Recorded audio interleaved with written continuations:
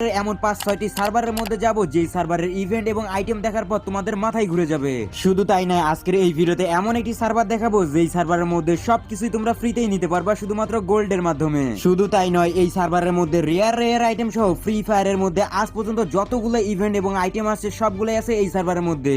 এছাড়াও তোমরা কিন্তু এই সার্ভারের মধ্যে ফ্রিতেই ভি ব্যাচ, ই ব্যাচ এবং অন্যান্য ব্যাচ গুলাও নিতে পারবা। এছাড়াও সিজন 1 সিজন 2 এর বান্ডেল গুলাও তোমরা কিন্তু গোল্ড দিয়ে কিনতে পারবা। এবং আজকের এই ভিডিওর কোনো অংশে তোমাদেরকে বলবো যে তোমরা কিভাবে এই সার্ভার গুলার অ্যাকাউন্ট খুলতে পারবা। তার মানে বুঝতেই পারছো আজকের এই ভিডিওটা কতটা পরিমাণে ইন্টারেস্টিং হতে চলেছে।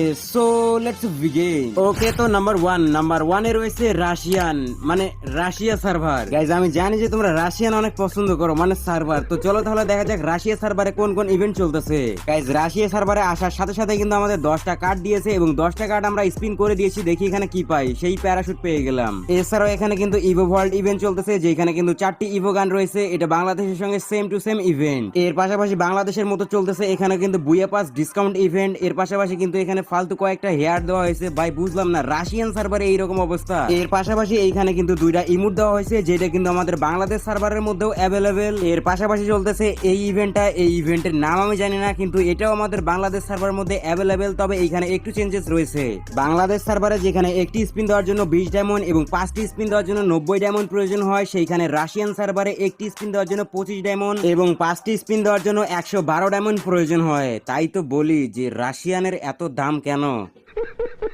তো যাই হোক গাইস, রাশিয়ান সার্ভার এবং বাংলাদেশ সার্ভার মধ্যে কিন্তু 90% মিল রয়েছে, সবগুলাই সেম। এমনকি স্টোর সেকশনও কিন্তু সেম। তবে হতাশ হওয়ার কিছু নেই, আমাদের কাছে আরো সার্ভার রয়েছে।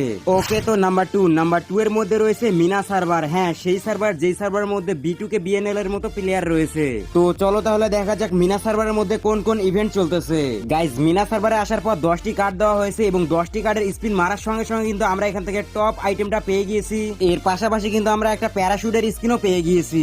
এর পাশাপাশি কিন্তু এখানে টোকেন হুইল নামের একটা ইভেন্ট চলতেছে, যেখানে কিন্তু বেশ কিছু ইভো গান দেওয়া হয়েছে। তবে বাংলাদেশের মধ্যে কিন্তু এইরকম ইভেন্ট চলতেছে, তবে এইটার সাথে ওইটার কোনো মিল নেই। এর পাশাপাশি এখানে কিন্তু ইমোট ইভেন্টও চলতেছে, যেখানে 4টা ইমোট দেওয়া হয়েছে।